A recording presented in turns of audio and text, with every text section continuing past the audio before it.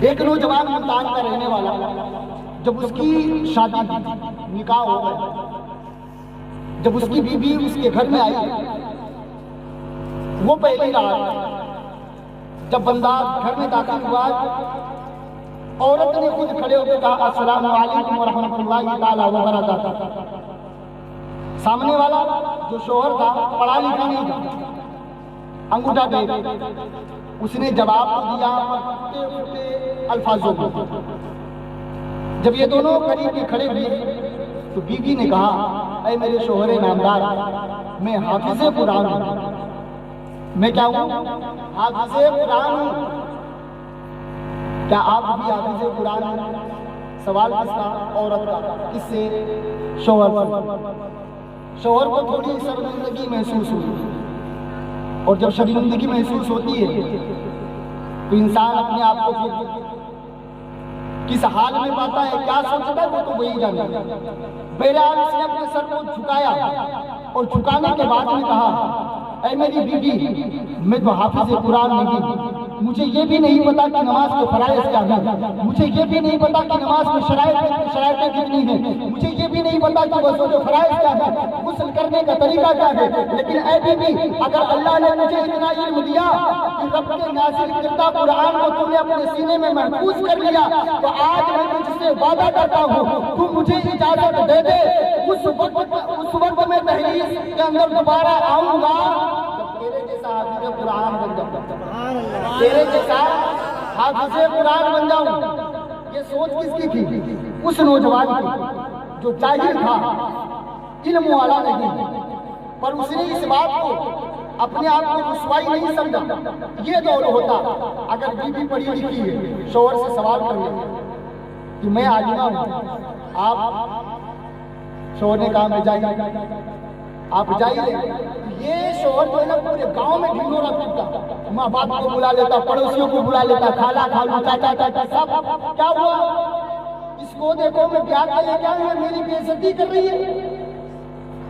حالانکہ اس نے کوئی بے عزتی نہیں کی، اس نے تو جو اس کے پاس تھا اس نے بتایا کہ میں حافظ قرآن ہوں، اور شوہر بھی نیک تھا تو جاہل لیکن نیک تھا۔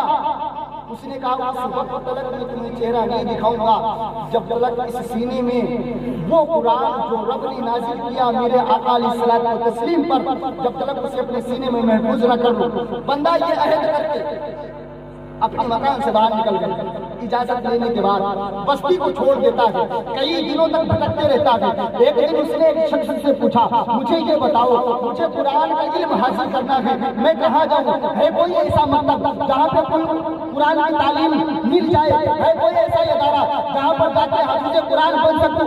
اس انسان نے بتایا ہاں ایک ایسا مکتب ہے، ایک ایسا ادارہ ہے جہاں پر دور دراز سے لوگ چل کر آیا کرتے ہیں۔ ہر سال وہاں پر میں نے دیکھا ہے کہ حفظ قرآن کی دستار بندی ہوتی ہے، عالمت کی دستار بندی ہوتی ہے، قرآن صاحب کی دستار بندی ہوتی ہے۔ وہاں تو بڑے بڑے لوگ محدث بنا کرتے ہیں، بڑے بڑے لوگ مفتی بنا کرتے ہیں۔ اس نے کہا مجھے پتہ بتا دو۔ سامنے والے نے جب اسے پتہ بتایا وہ بندہ عہد کر کے نکل گیا۔ پورا دن چلتا رہا، ابھی راستہ ختم نہ ہوا، رات کی تاریخ بھی آئی، سفر شروع ہے۔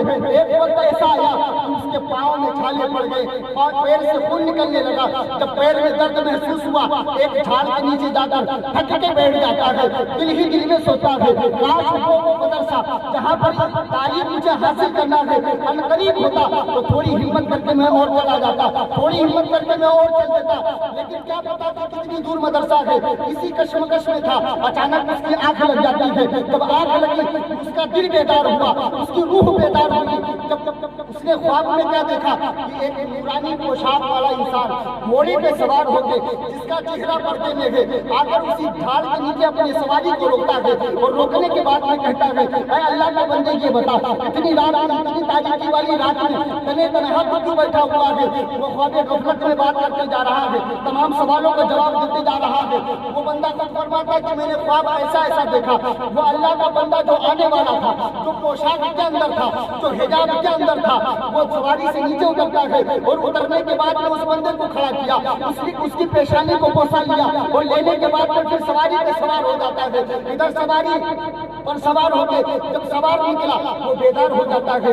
آنکھ جب کھلتی ہے تو اس کو اس کے ناکوں نے محسوس کیا کہ یار جب میں آیا تھا تو خوشبو نہیں تھی، لیکن اب خوشبو کیسی آ رہی ہے؟ اس نے چاروں طرف جب نظر دوڑائی تو اسی خواب کے ارد گرد وہ گھوم رہا تھا۔ اچانک اس کے ذہن کے اندر وہی خواب جب پلٹ کے آیا، سامنے والے نے جو پیشانی کا بوسہ دیا تھا، پیشانی کا بوسہ دیا تھا، بوسے کے بعد میں اسے اللہ نے اتنا علم دے دیا، اتنا علم دے دیا کہ اب اسے کوئی جاہل نہیں کہہ سکتا، کوئی اسے جاہل نہیں کہہ سکتا۔ لیکن جہاں پر اللہ کے اس بندے نے بوسہ دیا تھا، اس میں اللہ تبارک و تعالیٰ نے ایک چمک عطا کر دی، بندہ جو اپنے سفر کو شروع کر دیتا ہے۔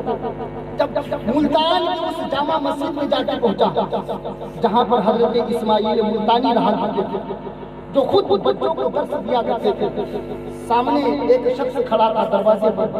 چانے والے نے کہا مجھے یہ بتاؤ، قرآن سیکھنا ہے کوئی ایسا مدرسہ، ہے کوئی ایسا ادارہ جہاں پر جا کر میں قرآن سیکھ سکوں؟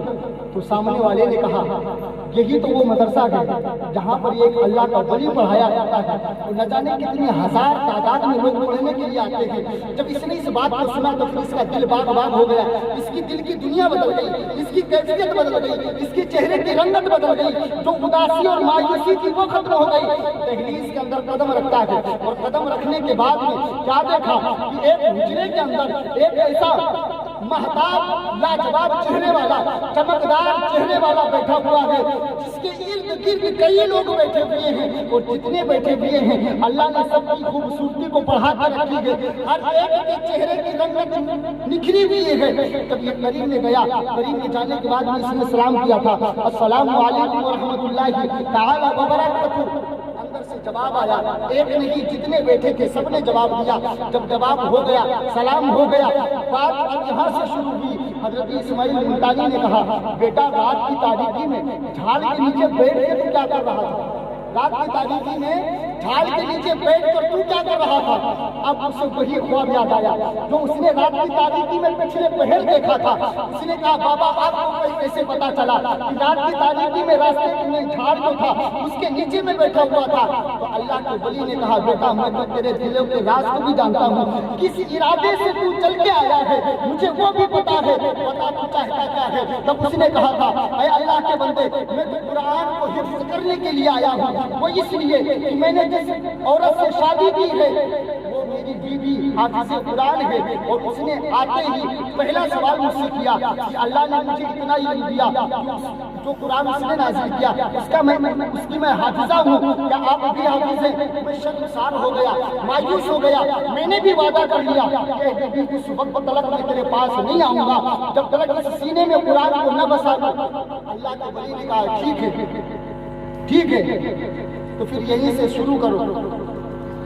شروع کرنے کے بعد اس میں کچھ باتیں چھوڑ رہا ہوں، اس لیے کہ اگر زیادہ لمبی گفتگو کروں گا تو پونا گھنٹہ اور کھانا پڑے گا، میں چھوڑ رہا ہوں۔ اللہ کے ولی کی بارگاہ میں جب وہ بیٹھے تو فرمایا بچے نے، وہ نوجوان تھا کہ بابا مجھے بتاؤ کتنے دن میں حافظ بنا دوں؟ مدرسے کا وصول ہوتا ہے جو مدرسے میں پڑھتے ہیں ان کو پتا ہے 3 سال حفظ کے لیے، اگر زیادہ نشین ذہن والا ہو تو 2.5 سال 2 سال، اور اب تو بہت سارے پیپروں میں آیا ہے بچے 6 مہینے میں سال بھر میں بھی حفظ قرآن ہو گئے، خیر یہ تو اللہ کی مرضی اس کی مسئلہ ہے۔ 3 سال کا جب ذکر ہوا تو اس نے کہا بابا مجھے اس سے بھی جلدی، اس سے بھی جلدی۔ تو اللہ کے ولی نے کہا ٹھیک ہے 2 سال، تو کہا اور تھوڑا، 1.5 سال اور تھوڑا، 1 سال اور تھوڑا۔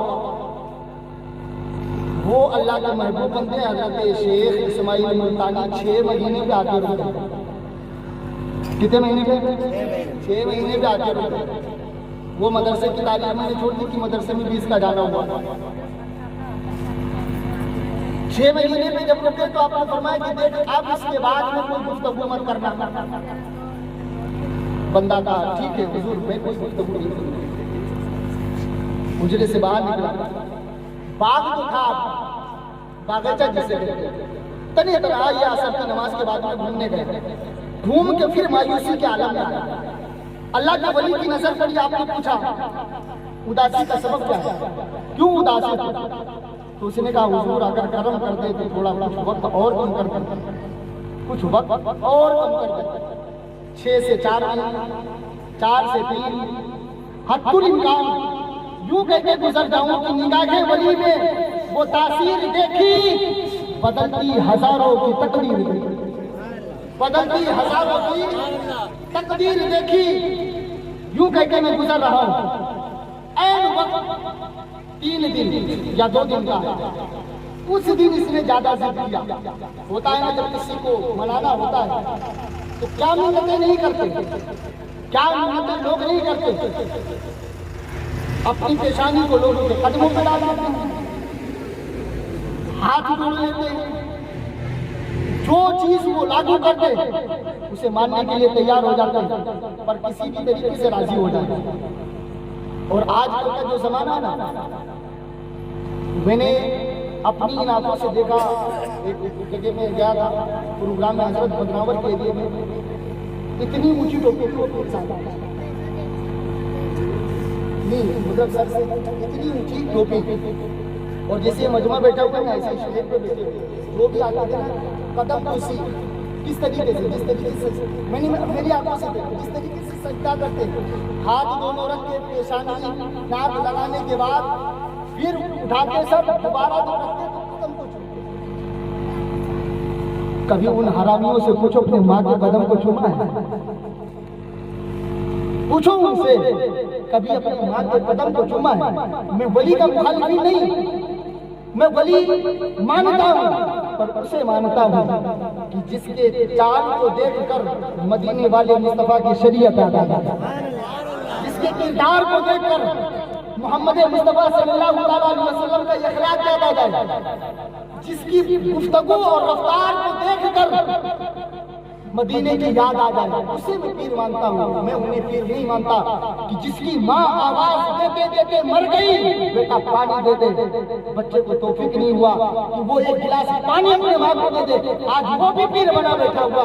بہرحال ایک اس پیر کا میں ذکر کر رہا ہوں، ایک اس ولی کا ذکر کر رہا ہوں جس کو اللہ نے پاور کتنا دیا ہے۔ 3 یا 2 دن کی بات جب آئی، اس کو منوانا تھا، وقت کم کروانا تھا، آیا بارگاہ اسماعیل ملتانی کی بارگاہ میں جب آیا تو حضور والے بیٹھے ہوئے ہیں، یہ ادب سے بیٹھ جاتا ہے، بیٹھنے کے بعد میں آہستہ آہستہ اپنے ہاتھ کو آپ کے قدموں تلک لے کے گیا، پنجے کو دبانا شروع کیا، پنجے سے دباتے دباتے کنڈلی تک آیا۔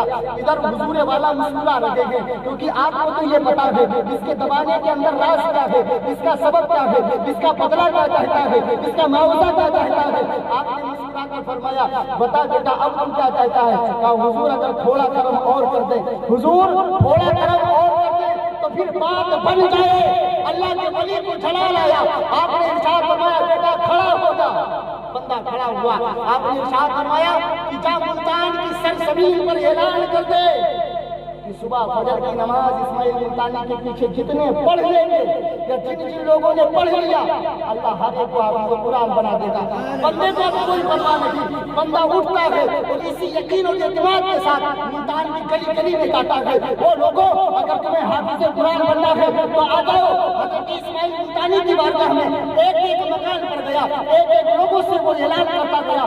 جب سویرا نمودار ہوا یعنی سورج طلوع ہونے سے پہلے صبح صادق کا جب وقت آیا، مسجد کے میناروں سے جب اذان کی صدائیں بلند ہوئی تو کیا دیکھا گیا؟ پورے ملتان میں ایک کوہرام وبا تھا، بزرگ ہے وہ بھی جا رہا ہے، جوان ہے وہ بھی جا رہا ہے، بچہ ہے وہ بھی جا رہا ہے، ضعیف ہے وہ بھی جا رہا ہے، لاچار ہے وہ بھی جا رہا ہے، مجبور ہے وہ بھی جا رہا ہے۔ جب یہ بندہ اعلان کرتے سب سے آخر میں آیا تو کیا دیکھا کہ پوری مسجد تو کھچا کھچ بھری ہوئی ہے، پوری مسجد کھچا کھچ بھری ہوئی ہے۔ بہرحال اس نے بھی نظر دوڑاتے دوڑاتے دوڑاتے دوڑاتے اگلی صف میں تھوڑی سی جگہ سے دیکھی، بندہ پہنچ گیا اور اسماعیل ملتانی نے آواز دی، ملتان کے رہنے والوں کیا سب کے سب آ گئے جن کے پاس یہ پیغام پہنچایا گیا؟ لوگوں نے ایک زبان ہو کر کہا جی حضور ہم حاضر ہیں۔ آپ نے جب نیت باندھی، پہلی رکعت مکمل ہوئی، رکوع سجدے کے بعد میں جب آپ دوسری رکعت میں کھڑے ہوئے، دوسری بھی مکمل ہوئی، جب سلام کے لیے آپ بیٹھتے ہیں تو التحیات درود ابراہیم دعائے معصومہ پڑھی جاتی ہے، پڑھا مکمل، اور آپ نے جب یوں کہا السلام علیکم ورحمۃ اللہ، جن جن لوگوں پر آپ کی نظر پڑی اللہ نے سب کو قرآن کی دولتوں سے مالا مال فرما دیا، قرآن کی دولتوں سے مالا مال فرما دیا۔ اور جب دوبارہ آپ نے نظر گھمائی السلام علیکم ورحمۃ اللہ، تو ادھر جتنے تھے سب کے سب اللہ کے اس لا ریب کتاب جس کے بارے میں شک کرنے کی کوئی گنجائش نہیں، رب نے فرمایا ذالک الکتاب لا ریب فیہ ھدی للمتقین، وہ کتاب جو رب نے نازل کی، لانے والا جبریل جس پر نازل ہوا وہ آمنہ کا لال تمام نبیوں کا سردار، اسی لیے تو اعلیٰ حضرت